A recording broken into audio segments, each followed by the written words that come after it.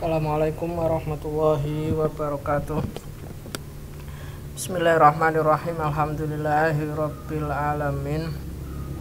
Allahumma sholli ala sayyidina Muhammadin al-Fatih lima ughliq wal khatim sabaq nasyiril haqqi bil haqq wal hadi ila siratikal mustaqim wa ala alihi haqqa qadri wa miqdaril azim. Rabbi shrah li sadri wa yassir li amri wahlul 'uqdatam min lisani yafqahu qawli. Amin ya rabbal alamin.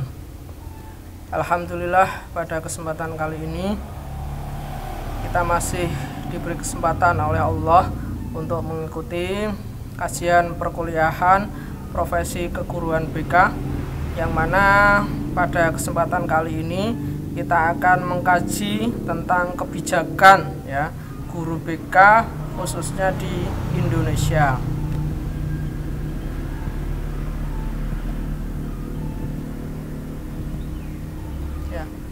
Yang pertama, penyelenggaraan bimbingan dan konseling di sekolah merupakan bagian integral dari upaya pendidikan yang berperan aktif dalam mencerdaskan kehidupan bangsa melalui berbagai layanan bagi peserta didik bagi pengembangan potensi mereka seoptimal mungkin. Jadi, yang namanya penyelenggaraan bimbingan dan konseling di sekolah itu merupakan bagian integral, sesuatu yang tidak bisa dipisahkan dari upaya pendidikan, yang mana di situ pendidikan tujuannya adalah mencerdaskan kehidupan bangsa, dan kemudian bimbingan dan konseling berperan dalam melakukan pengembangan potensi peserta didik seoptimal mungkin. Makanya antara proses pendidikan dan juga proses bimbingan dan konseling itu tidak bisa dipisahkan. Saat sekarang kehadiran bimbingan dan konseling pada lembaga pendidikan tidak diragukan lagi, Jadi sekarang ini posisi bimbingan dan juga konseling selain memang secara fungsi tidak bisa dipisahkan dari proses pendidikan, secara yuridis, secara legalitas itu juga posisinya tidak bisa diragukan lagi. Karena secara yuridis formal pemerintah telah memberikan legalitas terhadap keberadaan bimbingan dan konseling di sekolah. Jadi secara kebijakan, secara legal formal, secara yuridis formal, pemerintah telah memberikan legalitas terhadap terhadap keberadaan pelaksanaan BK di sekolah. Jadi posisi kalian sebagai seorang guru BK nantinya itu sudah sangat kuat sekali, baik dari sisi fungsinya sebagai seorang guru BK di sekolah dan juga dari segi yuridisnya ataupun legalitasnya ataupun peraturan pemerintahnya. Peraturan pemerintah ataupun yuridis formal itu diwujudkan mulai dari undang-undang, ada undang-undang yang mengatur tentang itu, terus kemudian peraturan pemerintah ataupun PP, terus kemudian surat keputusan menteri dan juga peraturan menteri. Jadi ada beberapa undang-undang, ada beberapa peraturan menteri, ada beberapa SK menteri, dan ada beberapa peraturan pemerintah yang membahas ataupun yang mengatur tentang pelaksanaan bimbingan dan konseling di sekolah. Nah, kita nanti akan belajar beberapa undang-undang yang mengatur tentang itu. Yang pertama ada Undang-Undang Nomor 14 Tahun 2005 tentang guru dan juga dosen. Ini secara singkatnya saja secara eksplisit menekankan perlunya profesionalisme kedua jenis pendidikan, yaitu dalam undang-undang ini konselor belum diposisikan, jadi kecuali hanya disebutkan kembali sehubungan dengan jenis tenaga pendidik. Jadi di sini sudah disebutkan tentang profesionalisme dalam lembaga pendidikan, baik itu lembaga formal maupun lembaga non formal. Lah di sini konselor belum disebutkan secara spesifik, tapi hanya dimasukkan ke dalam jenis pendidik. Jadi di sana yang dimaksud dengan guru adalah salah satunya adalah konselor. Nanti kan ada tutor ya dan lain sebagainya itu, dan salah satunya adalah konselor. Nah, pasal 10 ayat 1 dinyatakan bahwa kompetensi meliputi di dalam Undang-Undang Nomor 14 Tahun 2005 tersebut, karena memang seorang konselor itu disebut sebagai seorang guru. Jadi pengertian guru itu salah satunya adalah konselor ya. Maka dari itu seorang konselor di sana juga mengatur tentang kompetensi guru. Lah oleh karena itu seorang konselor harus juga menguasai kompetensi guru. Lah kompetensi guru ada kompetensi pedagogik, ada kompetensi kepribadian, ada kompetensi sosial, dan juga ada kompetensi profesional ya yang diperoleh melalui pendidikan profesi. Jadi itu ya di dalam Undang-Undang Nomor 14 Tahun 2005 ya. Walaupun belum secara eksplisit mengkaji tentang bimbingan dan konseling ataupun konselor, tapi sudah menyebut ya, ada beberapa sudah menyebut ya nama konselor yang dimasukkan dalam kategori pendidik ataupun guru.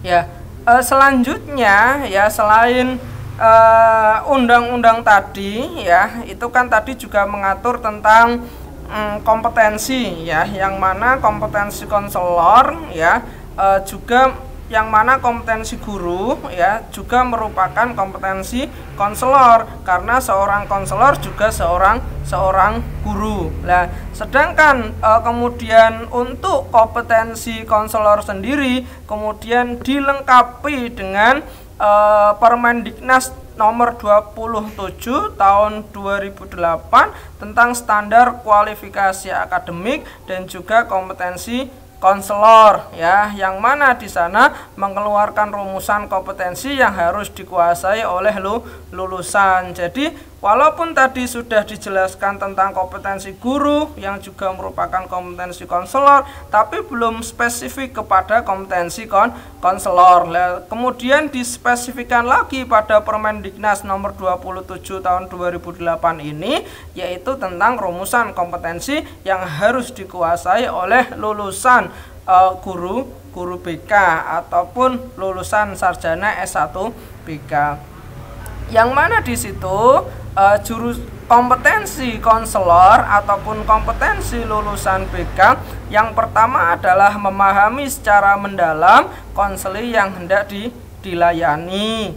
Jadi seorang konselor ya, jika kemudian dia dinyatakan lulus ya sebagai seorang guru BK ataupun lulus dari pendidikan BK, maka dia seharusnya ya menguasai kompetensi, yaitu memahami secara mendalam konseling yang hendak dilayani. Karena di dalam proses pembelajaran perkuliahan bimbingan dan konseling ya, calon sarjana bimbingan dan konseling itu sudah diberikan mata kuliah yang nantinya harapannya bisa mendukung kompetensi seorang konselor, yaitu memahami secara mendalam konseling yang hendak dilayani. Jadi semestinya lulusan BK ya harapannya bisa memahami konseling yang dilayani.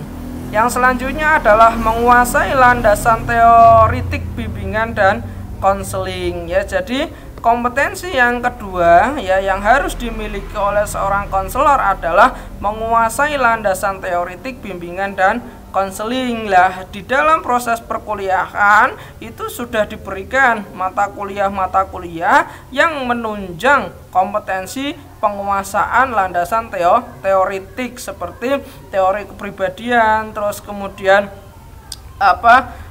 bimbingan konseling kelompok, bimbingan konseling belajar, bimbingan konseling karir dan lain sebagainya. Itu harapannya agar supaya konselor mampu menguasai landasan teoritik bimbingan dan konseling. Yang ketiga adalah menyelenggarakan layanan bimbingan dan konseling yang memandirikan.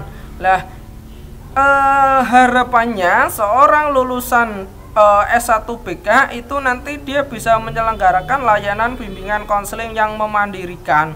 Dan di dalam proses perkuliahannya itu juga sudah ada mata kuliah yang kemudian menunjang kompetensi itu, seperti praktek konseling pribadi, praktek konseling kelompok, praktek konseling karir, terus kemudian PPL, terus kemudian PKL. Nah, mata kuliah itulah yang kemudian harapannya mampu menunjang kompetensi penyelenggaraan layanan BK yang memandirikan.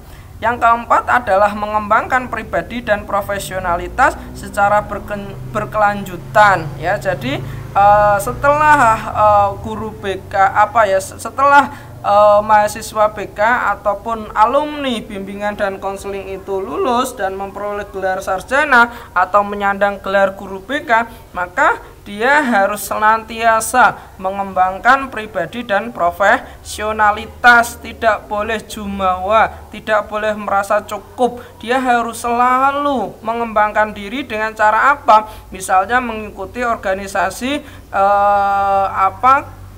MGMP BK misalnya, terus kemudian mengikuti organisasi profesi misalnya, terus kemudian mengikuti lokakarya, mengikuti seminar-seminar, melakukan kajian-kajian dan juga riset tentang BK, agar supaya dia senantiasa menjadi pribadi dan menjadi pribadi yang senantiasa mengembangkan pribadi dan juga profesionalitas. Itu juga sudah mata kuliah itu juga sudah diberikan misalnya dunia kampus ya menyelenggarakan event-event ya yang itu gunanya agar supaya seorang mahasiswa senantiasa mengembangkan diri dan juga profesionalitas, misalnya menyelenggarakan event seminar, menyelenggarakan event lokakarya, menyelenggarakan event FGD, terus kemudian mahasiswa juga mulai diperkenalkan dengan organisasi-organisasi profesi semisal APKIN ya, sudah mulai diperkenalkan di dalam dunia kampus ya itu. Terus kemudian untuk menunjang pengembangan diri dan juga profesionalitas dalam bentuk kajian dan juga riset, mahasiswa dibekali dengan mata kuliah metodologi penelitian ya, terus kemudian penulisan karya ilmiah ya. Itu semua diberikan agar supaya mampu menunjang kompetensi pribadi yang mampu mengembangkan pribadinya dan juga profesionalitasnya secara berkelanjutan ya.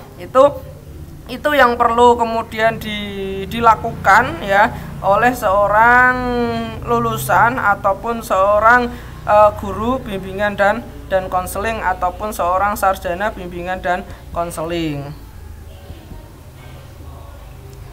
Yang selanjutnya adalah Permendikbud nomor 111 tahun 2014.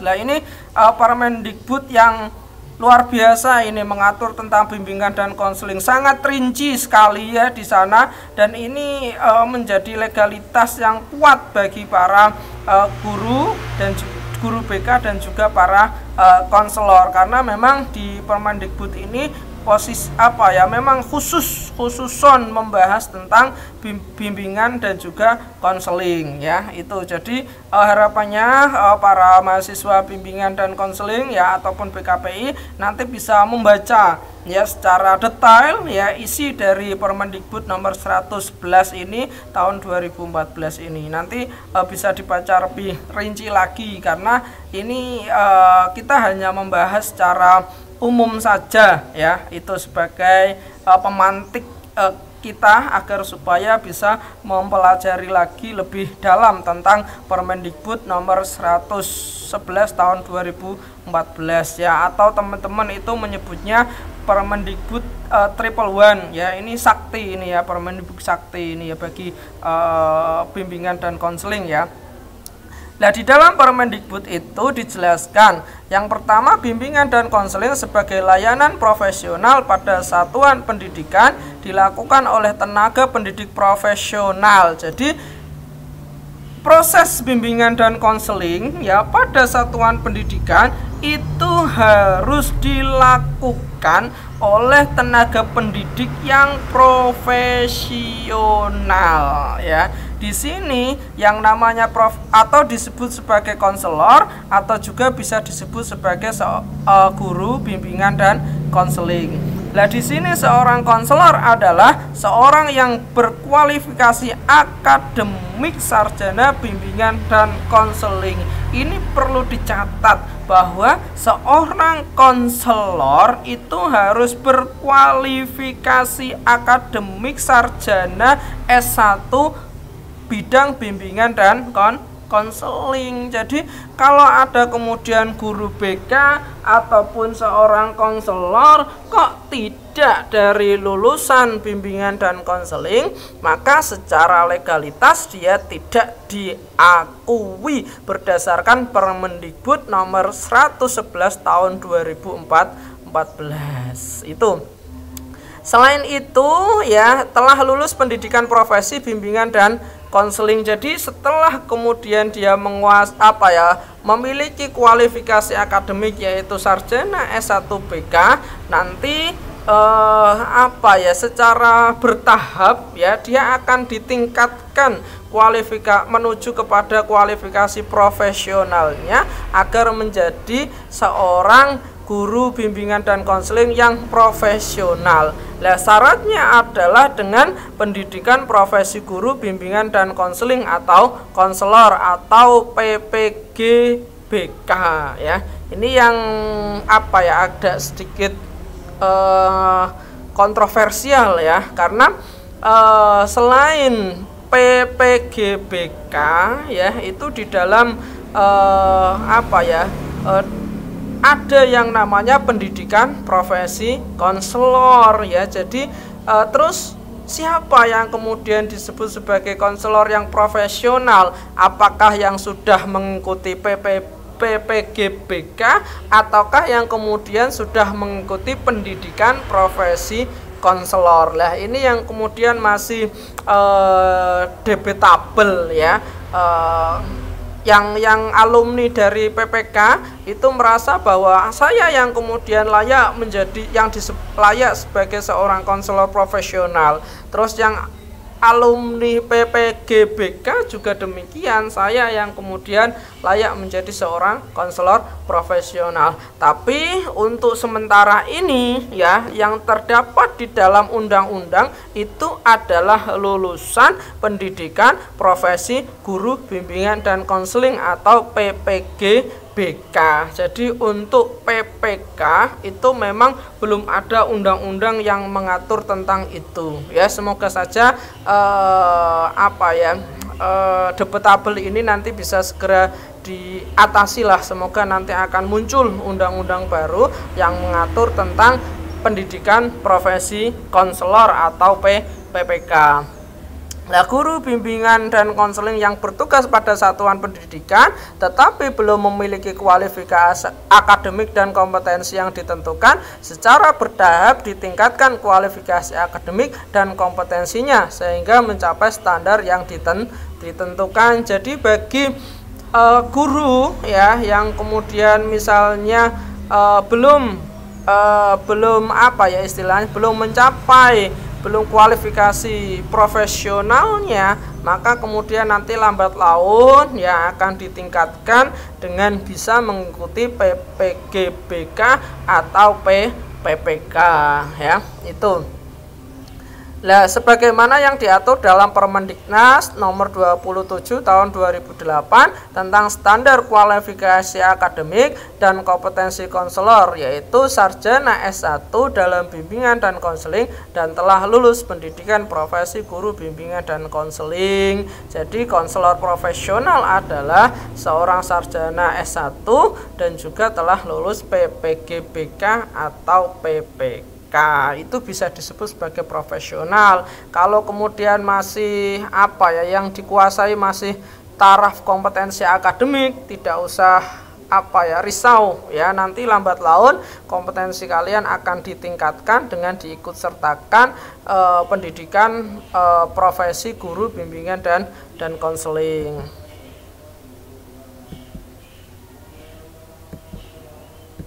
Selanjutnya ya, di dalam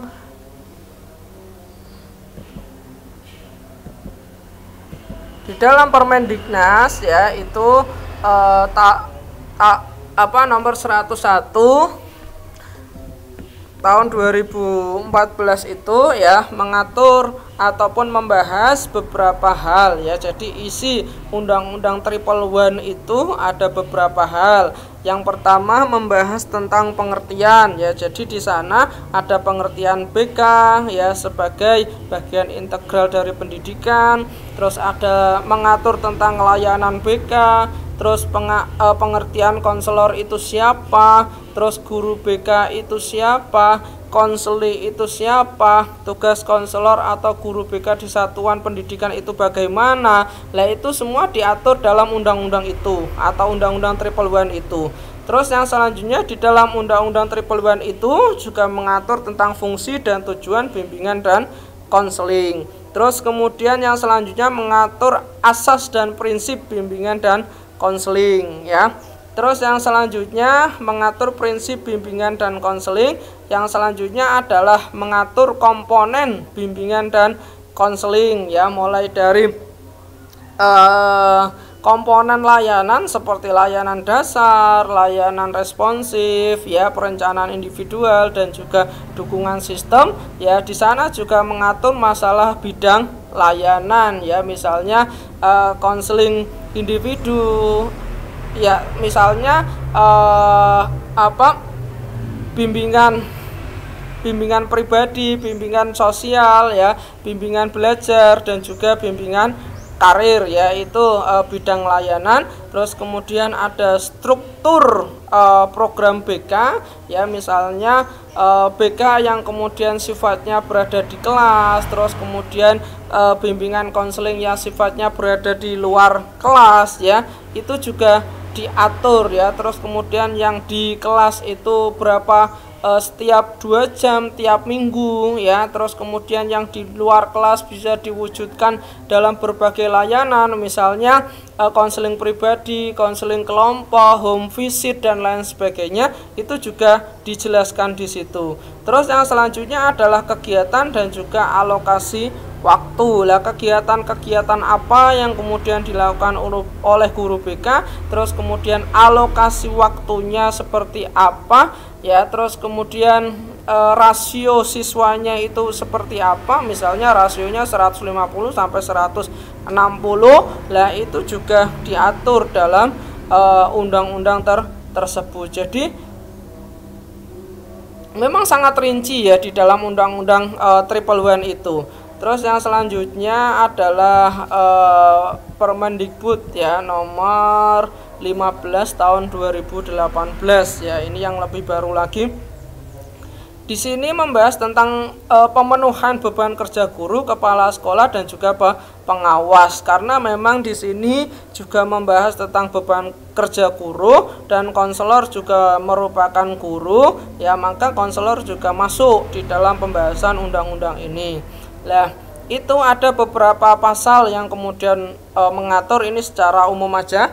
Yang pertama adalah seorang guru merencanakan pembelajaran atau pembimbingan sebagaimana yang dimaksud pasal 3 ayat 1 huruf A. Jadi seorang guru itu ya melaksanakan pembelajaran, kalau guru BK ya berarti melaksanakan pembimbingan ya. Itu ada beberapa hal. Yang pertama mengkaji kurikulum dan silabus pembelajaran atau pembimbingan atau program kebutuhan khusus pada satuan pendidikan. Jadi seorang guru BK tetap harus mengacu pada silabus dan juga kurikulum yang berlaku, harus dikaji.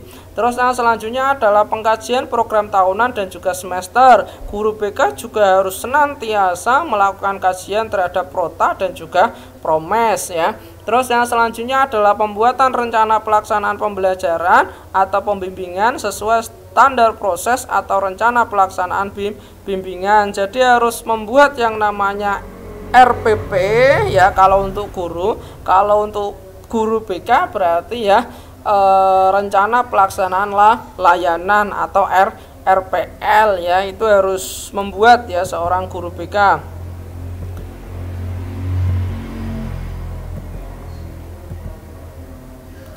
Terus yang kedua ya, tadi 1, sekarang 2, melaksanakan pembelajaran atau pembimbingan sebagaimana dimaksud pasal 3 ayat 1 huruf B merupakan pelaksanaan rencana pelaksanaan pembelajaran. Jadi ini mengatur ya bahwa seorang guru itu harus membuat RPP ya, atau kemudian guru BK ya bisa membuat RPL atau RPB ya. Terus yang selanjutnya adalah pelaksanaan pembelajaran sebagaimana dimaksud pada ayat 2 dipenuhi paling sedikit 24 jam tatap muka per minggu, paling banyak 40 jam tatap muka per minggu. Lah ini untuk guru mata pelajaran ya ini. Terus yang selanjutnya pelaksanaan bimbingan sebagaimana dimaksud pada ayat 2 dipenuhi oleh guru bimbingan dan konseling atau guru teknologi informasi dan komunikasi dengan membimbing paling sedikit 5 rombongan belajar per tahun. Jadi 5 rombel ya, ini juga diatur ya dalam undang-undang itu. Terus yang selanjutnya adalah undang-undang dan juga permen yang lain. Ini ada Undang-Undang Nomor 20 Tahun 2003 tentang Sistem Pendidikan Nasional. Di sana juga dijelaskan tentang guru itu siapa, dan salah satu guru itu adalah konselor ya. Terus Peraturan Pemerintah Nomor 19 Tahun 2005 tentang Standar Nasional Pendidikan. Di sana juga dijelaskan tentang kurikulum, dan guru BK harus memahami kurikulum ya. Terus Permendiknas Nomor 22 Tahun 2006 tentang standar isi ya. Di sana ada yang namanya seorang guru harus membantu memenuhi kebutuhan, bakat dan juga minat. Guru BK istilahnya berperan dalam memenuhi kebutuhan, bakat dan juga minat peserta didik. Terus yang selanjutnya adalah Permendiknas Nomor 41 Tahun 2007 tentang standar proses pendidikan ya, yang mana di sana ada perencanaan, pelaksanaan, penilaian dan juga pengawasan. Guru BK juga harus melakukan itu, harus ada perencanaan program, pelaksanaan program, penilaian program dan juga pengawasan program ya. Terus ada Permendiknas Nomor 27 Tahun 2008 tentang standar kualifikasi akademik dan kompetensi konselor ya. Tadi sudah disinggung ya tentang undang-undang itu, kualifikasi akademik dan juga profesional ya.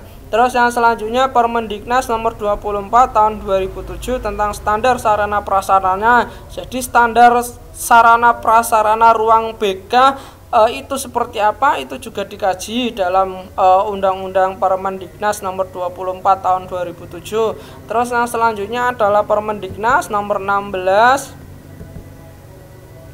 Tahun 2009 ya. Ini dijelaskan tentang jabatan fungsional guru dan angka kreditnya. Di sana juga disebutkan tentang jabatan fungsional guru dan angka kreditnya. Misalnya guru BK ya, angka kreditnya itu adalah melayani ya maksimal ya 150 sampai 160 peserta didik. Nah, itu dan masih ada beberapa undang-undang yang lain. Nanti harapannya bagi para mahasiswa ya bisa mengkaji lagi ya undang-undang itu, sehingga kita harapannya bisa semakin ayem ya, semakin nyaman, karena memang posisi guru BK itu memang satu dibutuhkan, yang kedua diakui ya.